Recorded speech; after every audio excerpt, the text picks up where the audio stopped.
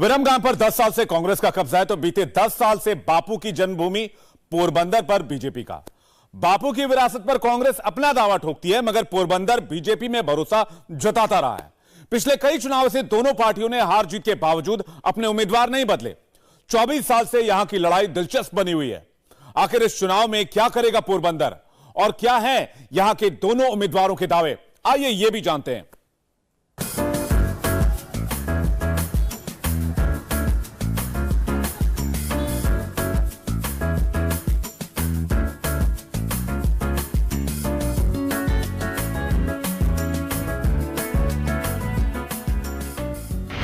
पोरबंदर का कीर्ति मंदिर।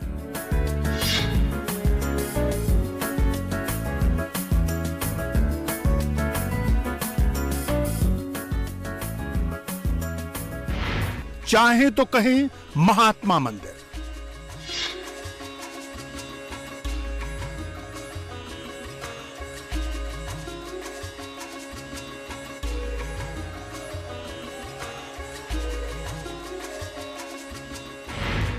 बहुतों की आस्था बोलती है बापू धाम।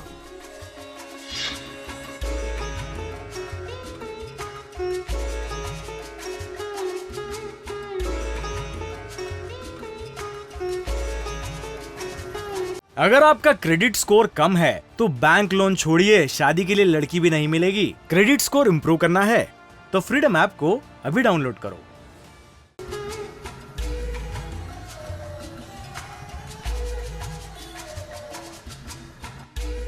गुजरात के पोरबंदर जिले में यही है हमारे बापू यानी महात्मा गांधी की जन्मभूमि। यूं तो पूरा देश ही बापू की पुण्य भूमि है, मगर गुजरात के सौराष्ट्र का पोरबंदर इसलिए खास है कि इस धरती ने देश को गांधी दिया।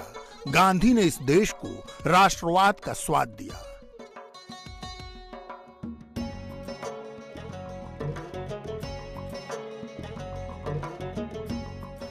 गांधी भारतवर्ष की आत्मा है। गांधी भारत का सबसे बड़ा ब्रांड है, मगर गुजरात के लिए गांधी उसकी विरासत है।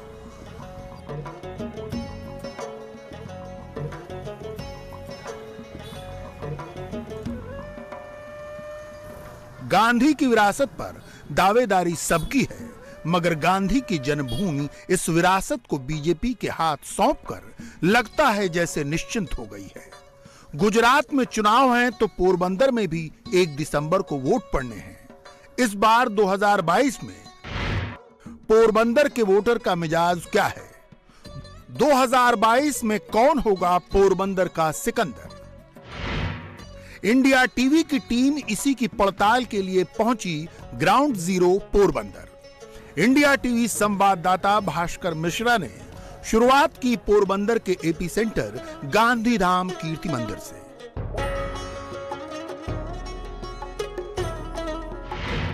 राष्ट्रपिता महात्मा गांधी की जन्मस्थली पोरबंदर में 1998 से लेकर अब तक बड़ा ही दिलचस्प चुनाव होता है।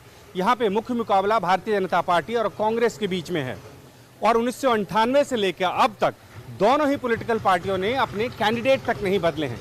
इस विधानसभा क्षेत्र में तकरीबन 2.5 लाख मतदाता हैं और खासकर माछी, ब्राह्मण और लोहान समुदाय के मतदाता निर्णायक भूमिका में रहते हैं। वो ये तय करते हैं कि किस पॉलिटिकल पार्टी को जीत मिलेगी। 2012 से लेकर 2017 तक 2 बार लगातार भारतीय जनता पार्टी को यहाँ पे लोगों का समर्थन मिला है। इस बार देखना होगा कि बीजेपी के कैंडिडेट हैट्रिक लगा पाते हैं या नहीं। ग्राउंड जीरो पोरबंदर की पड़ताल करने से पहले यहाँ के सियासी समीकरण और जातीय समीकरण को समझ लेना जरूरी है। सबसे पहले जातीय और सामुदायिक समीकरण समझिए। इंडिया टीवी संवाददाता भास्कर मिश्रा ने पहले ही साफ कर दिया, यहाँ ब्राह्मण, लोहान और माछी समुदाय के वोट निर्णायक भूमिका अदा करते हैं।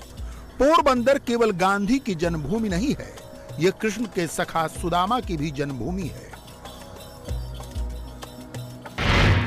यहाँ ब्राह्मण समाज की संख्या 50,000 और लोहान समुदाय की संख्या 20,000 है, मगर तटीय इलाका होने के कारण माछी समुदाय यानी मछुआरों की संख्या ही अकेले 70,000 है।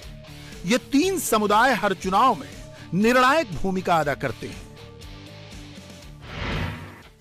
पिछले 2 चुनाव से पोरबंदर विधानसभा सीट पर बीजेपी के बाबू भाई बोखीरिया जीतते आ रहे हैं, लेकिन उससे दिलचस्प तथ्य यह है कि 1998 से इस सीट पर टक्कर दो ही उम्मीदवारों के बीच हो रही है। कांग्रेस के अर्जुन मोढवाडिया और बीजेपी के बाबू भाई बोखीरिया। 2002 में और 2007 में कांग्रेस के अर्जुन मोढवाडिया जीते, बाबू भाई हार गए। अब 2012 और 2017 में लगातार बाबू भाई बोखीरिया जीते। सवाल यह है कि 2022 में कौन बनेगा पोरबंदर का सिकंदर। इंडिया टीवी संवाददाता भास्कर मिश्रा ने बाबू भाई बोखीरिया से उनकी कामयाबी का कारण भी पूछा और अर्जुन मोढवाडिया से लगातार चुनावी टक्कर की वजह भी। सुनिए बाबू भाई के जवाब। पहले 95 के पहले पोरबंदर क्या था वो मुझे आपको बताने की जरूरत नहीं, पूरा आपके स्टूडियो में सब रिकॉर्ड पड़ा हुआ है। वो आज आपको कहीं दिखाई देता है? तो 95 के पहले तो कांग्रेस ही थी, वो समय से मसल पावर का यूज होता था। इन लोगों को पूछो कि इनमें से जो लोग वोटर थे उनसे 10 या 15% ही वोटिंग करते थे, बाकी कोई लोग को वोटिंग करते भी नहीं देते। और जो वोटिंग होता था परसेंटेज वाइज तो 90%, 90%, 80%, इनको लोगों को वोट नहीं देने देते थे। वो मसल पावर्स की वजह से करता था। मैं तो जब 91 में पहली बार ये राजकारण में आया, मैं पहले राजकारण में नहीं था, भाजपा मैंने ज्वाइन किया ने, वही समय से पोरबंदर में से बोगस वोटिंग चला गया। और वो समय पे वो लोकसभा की चुनाव था तो 1500 मत पोरबंदर में लीड मरी, 1500 मत हरियाणा में लॉस गया। और उसकी वजह से हमारा हरिभाई पटेल ये लोकसभा का सभ्य चुना गया।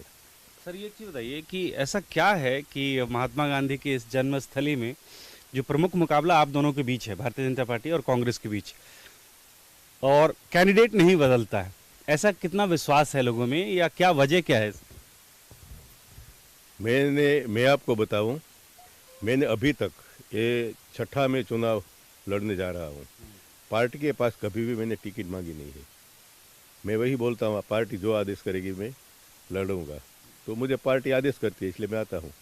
वो क्यों आता है उसका मुझे मालूम नहीं है। तो मुझे लगता है कि हमेरा और उसका जो संबंध है वो पूरा जिंदगी तो तर ऐसी तरह चलता जाएगा। हम साथ ही दोनों जब निवृत्त हो गए तब दोनों साथ ही हो गए। यहां एक और सियासी सच्चाई को समझने की जरूरत है।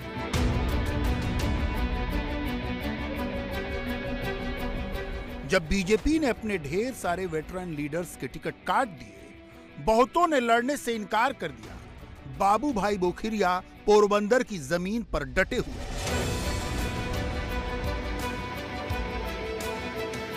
बीजेपी ने 70 साल के होने जा रहे बाबू भाई बोखीरिया को 7वीं बार टिकट दिया है। बाबू भाई की इस कामयाबी के पीछे का राज है इलाके के ग्रामीण वोटर्स के बीच उनका काम। सौराष्ट्र जैसे सूखे इलाके में बाबू भाई ने पोरबंदर को नखलिस्तान बना दिया। पोरबंदर की ओर बढ़ते हुए ये हरियाली आपको साफ नजर आती है। बाबू भाई बोखीरिया ने जल संसाधन, कृषि और पशुपालन मंत्री रहते हुए किसानों का जीवन स्तर बेहतर कर दिया। भास्कर मिश्रा ने कुछ लाभार्थियों से बात की।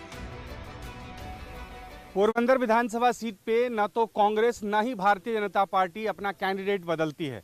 इसके पीछे की तिलस्म क्या है ये जानने की कोशिश करेंगे। यहाँ पे अभी भारतीय जनता पार्टी के जो कैंडिडेट हैं वो चुनाव प्रचार करने के लिए पहुंचे थे। स्थानीय लोगों से बातचीत की, ग्राम के जो लोग हैं उनसे, और यहाँ से निकल गए। अब सिर्फ ग्रामीण यहाँ पे हैं, इनसे हम बात करेंगे कि क्या वजह है कि लगातार ये लोग भारतीय जनता पार्टी के कैंडिडेट को यहाँ से जिताकर भेज रहे हैं और इस बार की स्थिति क्या है। आपका नाम क्या है सर? आपका नाम क्या है? राम साहब क्या कर रहे हो आप? मैं खेती करते हो। ये बताइए क्या वजह है कि आप लोग भारतीय जनता पार्टी के कैंडिडेट को और एक ही कैंडिडेट को बार बार यहाँ से जिता के भेजते हैं? जो 1955 से पहले यहाँ जो टूटा फूटा हमारे पास घर रहता था किसानों के पास, वो भी हम अंदर से खिड़की कमल लगा के सोते थे, क्योंकि इतना गुंडाराज था यहाँ आसपास में। वो सब बाबू भाई बोखीरिया ने उस भाजपा सरकार आने के बाद सब खत्म किया है। हम किसानों को एक जो सब स्टेशन लाइट का होता था उसमें 15-15 किसान थे एक सब स्टेशन में, किसी का भी मोटर नहीं चलती थी। आज तक यहाँ तक कभी पानी नहीं पहुँचा था। हमें एक ही मौसम ले पाते थे, वो हमारे यहाँ बोलते हैं राम मौसम, वो ही एक ले पाते थे। आज बाबू भाई ने हर तरह से डैम बनाकर केनालों डाल दी है, सब में पानी आता है, 3-3 फसल लेते हैं किसानों। आम आदमी पार्टी कह रही है कि फ्री में हम बिजली पानी सारी सुविधा देंगे, क्या लग रहा है कि उन लोगों को सफलता मिलेगी यहाँ इस पर? यहाँ बाप भी बच्चे को कुछ फी में नहीं देता है, तो क्या हम फी की आशा लगा कर बैठे हैं। वो तो जो नीचे वाली समाज है, जो बिछड़ी हुई समाज है, उसको मालूम नहीं पड़ता कि ये सिर्फ रेवड़ी है, इसलिए उसके भरमावे में आ जाती है। तो शायद कोई 1000-2000 वोट मिल जाते हैं, लेकिन यहाँ फी वाली स्कीम गुजरात में नहीं चलेगी। पूरे विधानसभा क्षेत्र में कोई और कार्यकर्ता नहीं है जो सक्षम है? सक्षम सभी अभी चलो हुआ। जो 1995 से भारतीय जनता पार्टी की सरकार आई है तो एजुकेशन लेवल है वो पहले डाउन था, अभी अप हो रहा है।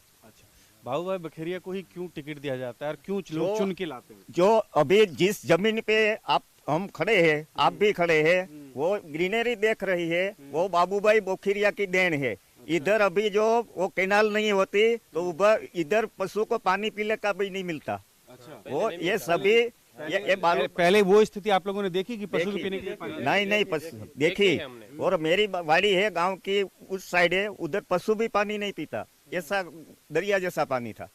अभी पानी मीठा हो गया है।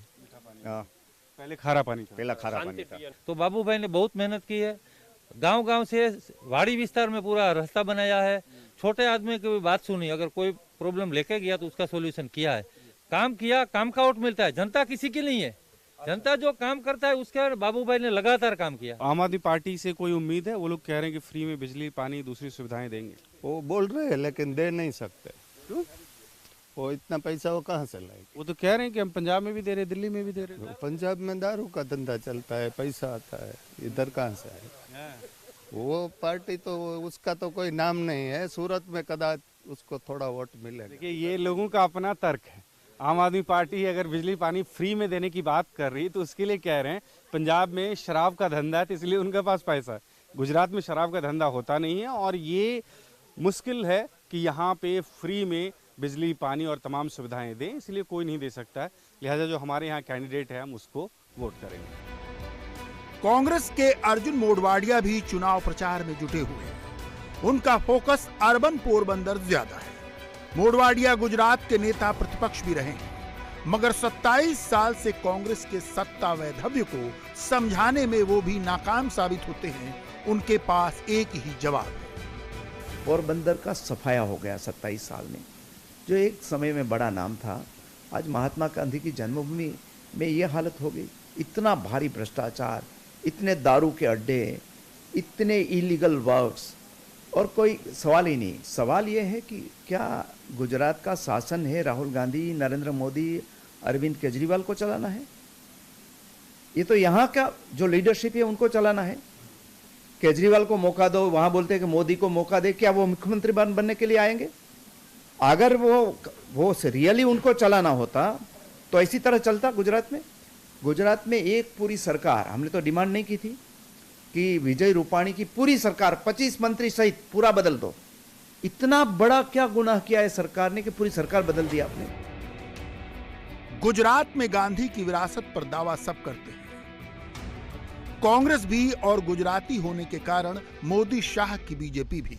लेकिन सच्चाई यही है कि गुजरात में जो काम करेगा, जिसका काम दिखेगा, वही राज करेगा। बापू की जन्मभूमि पर 10 साल से अगर बीजेपी है तो कोई तो वजह होगी। मैं इस वक्त पोरबंदर में बापू की जन्मस्थली के बिल्कुल पास वाले इलाके में हूँ। यहाँ की जनता क्या चाहती है और इस बार विधानसभा चुनाव में किस पार्टी को सपोर्ट करेगी, इसके बारे में हम बात करते हैं। कुछ क्या नाम है आपका? विनोद भाई। विनोद भाई, ये बताओ कि क्या लग रहा है इस बार कौन सी पार्टी को सपोर्ट ज्यादा मिलेगा? भाजपा ही आना चाहिए। भाजपा ही आना चाहिए।